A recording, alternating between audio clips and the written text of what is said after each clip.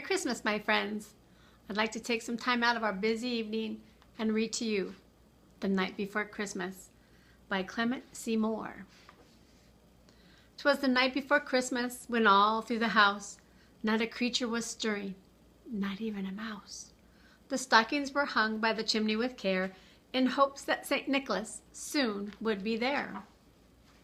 The children were nestled all snug in their beds, with visions of sugar plums danced in their heads.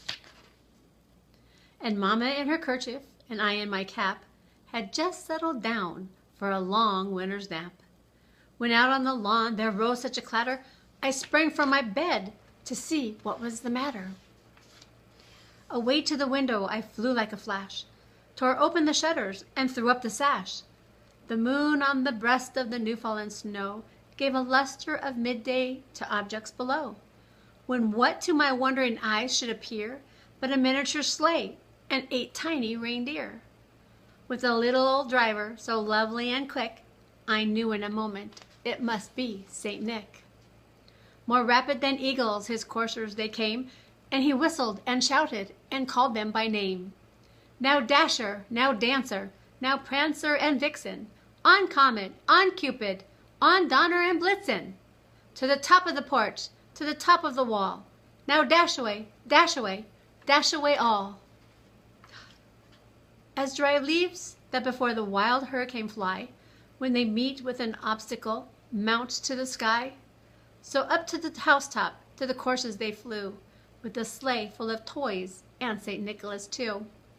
And then in a twinkling I heard on the roof the prancing and pawing of each little hoof. As I drew in my head and was turning around, down the chimney St. Nicholas came with a bound. He was dressed all in fur from his head to his foot, and his clothes were all tarnished with ashes and soot. A bundle of toys he had flung on his back, and he looked like a peddler just opening his pack. His eyes, how they twinkled, his dimples, how merry. His cheeks were like roses, his nose like a cherry. His droll little mouth was drawn up like a bow, and the beard on his chin was as white as the snow. The stump of the pipe he held tight in his teeth, and the smoke it encircled his head like a wreath. He had a broad face and a little round belly that shook when he laughed like a bowl full of jelly. He was chubby and plump, a right jolly old elf, and I laughed when I saw him, in spite of myself. A wink of his eye and a twist of his head soon gave me to know I had nothing to dread. He spoke not a word, but went straight to his work, and filled all the stockings, then turned with a jerk, and laying his finger aside of his nose, and giving a nod, up the chimney he rose. He sprang to his sleigh, to his team gave a whistle, and away they all flew like the dawn of a thistle.